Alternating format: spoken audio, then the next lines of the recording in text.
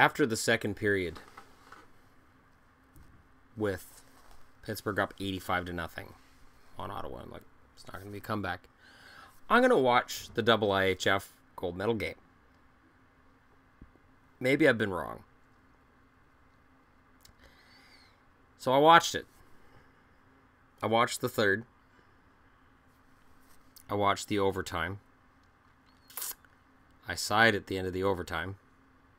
Oh, people who are long-term fans of this channel know where this is going. Know exactly where this is going. And then at the result, I went, eh. I had no emotional investment in the game whatsoever. So, Sweden beats Canada in a shootout. Comes down to a coin flip. Skills competition. Doesn't matter. The overtime consisted of, I think, 2 or 3 scoring chances. The giant ice surface. I was at one time a proponent for expanding the NHL ice surface. I was at one time a proponent that the players are a lot bigger now. We should go to like an Olympic-sized, European-sized ice surface. Be safer for players, and it would open up the game.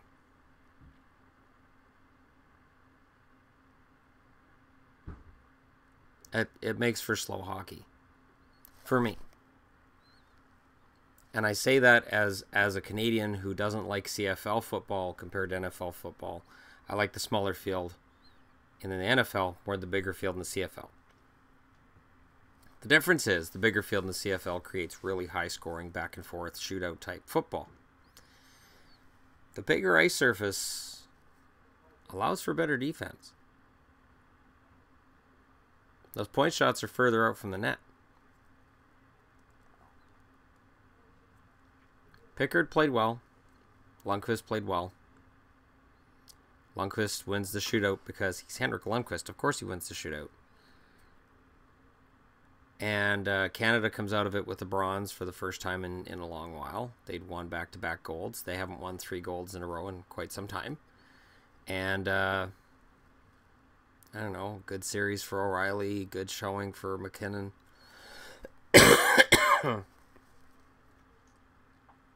And it was everything I don't like about international hockey. And it wouldn't matter who was in it. It wouldn't matter if it was after the playoffs and it was middle of July and you had best on best. It is tough hockey to watch. Even at the Olympic level, when it's on that huge ice surface, rather than when it's in North America and it's on NHL ice surfaces, it can be hard to watch. It can be tough. And as a hockey fan, it's hard to watch a game where the ice surface just looks so huge and the players look tiny and the plays just seem to take forever to actually happen. And it reminds me that there are problems with the NHL game, but it's still a superior game. For somebody raised in North America, who's watched North American hockey his whole life, the surface they were playing on in Cologne, not a whole lot of excitement to me. And then, of course, at rinkside, you have 2 vehicles, one at each end of the ice. I know that's a European staple, but my God, I mean, I complained about it with Brooklyn and the New York Islanders this year, and I would be a hypocrite not to complain about it here. It's just weird. It's strange. You don't see a football game where there's a truck at the end of the end zone. You don't. Baseball game, we're down next to where they have the guys working out, getting ready to go in the game. So your relief pitchers, you don't have a car down that baseline. It's it's one of those things that takes me out of the moment, that takes me out of the tournament. And in the matter of this tournament, it's hard to get into it to start with, because I had just watched two hours, like 2 periods of solid, hard-hitting, fast, exciting hockey. It was one-sided, but man, it was just hit every 20 seconds. And we can debate about the state of refereeing and what's being called and what's not being called, but I saw a couple of things at the World Championships. I'm like, that's a penalty? Oh, okay. So the standards for the rules change internationally. And again, we can debate which side is right in the fight, but the NHL has an exciting product going. And if you sat me down and said, all right, you know the result of the game, which game would you rather watch again, Ottawa-Pittsburgh or the International Ice Hockey Federation Championship gold medal game between Canada and Sweden? My answer would be the Pittsburgh Penguins beating the crap out of Ottawa. And it's, again, it's no insult to the players. It's no insult to people who enjoy it. It is not my cup of tea. And it's not one of those things that I'll acquire a taste for. It's not Aussie rules football, where I'll watch it a bunch of times and suddenly go, wow, I'm really excited about this and I really understand it. I did that in my early 20s, where I watched a bunch of Aussie rules football to understand it and get it, and really enjoyed it. This is not that same experience, because Aussie rules football was exciting, lots of hits, crazy. You watch guys do stuff and you go, wow, that's insane. And this championship just didn't have that. And then ending it on a shootout was like just, it was the cherry on the cake. Basically, at the end of the overtime, I'm like, of course it's going to a shootout. I understood it was going to a shootout with about 9 minutes left in the overtime, because it was just all perimeter play. Back and forth, back and forth. And it's hard to watch that hockey. For me.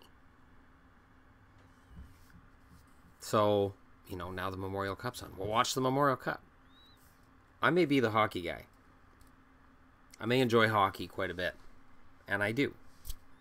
But junior hockey is a live experience. Junior hockey is something you watch live. You appreciate live. Like when I went to Giants game towards the end of the season. That was fun. Watching it on TV, I can't do it. I tried with 3 different Giants games after the one I went to see, and it's not because the Giants are bad. I can watch Canuck games when they're bad. It's just, there's no emotional investment in it for me. And the emotional investment is part of what makes the playoffs so intense and so exciting. And for me, whether Canada wins gold or not at the World Junior Championships doesn't really do anything for me. And there have been plenty of players who've won world championships, and then you'll hear, oh, they're going to have a great year next year. Well, we heard that with the World Cup in September. Matt Duchene had a tremendous World Cup, and we were all like, oh, this is his coming out party. Colorado's going to have a good year because he's set and he's good to go, and he had one of his worst statistical years in the NHL. The play in a tournament does not show you how a player is going to play in an NHL setting after. So it's great to see guys like O'Reilly and McKinnon having a tremendous tournament and playing fantastic hockey. O'Reilly played really well for Buffalo all year. Shouldn't be a surprise to anybody who paid attention to Buffalo at all. But in the end, it's a shootout, it's a skills competition, it's a coin flip. And that decides the gold medal. Decry the NHL all you want, you'll never see a shootout in the playoffs. It's never going to happen. And it's one of those things that just causes me just to say, nope, I don't have an interest in that. I can't do that. So you guys can let me know what you think in the comment section below. Don't forget to like and subscribe if you're on your way through. And as I said in my last video, sometimes be careful what you wish for. There are a couple of times this year where people have requested videos, and when I've done them completely different than what people expected. And in this case, am I happy for Sweden? Sure. But it's not the same ice surface. It's not the same game. It's not called the same. It's not played the same. It's a completely different game. Thanks for watching. I'll talk to y'all again soon.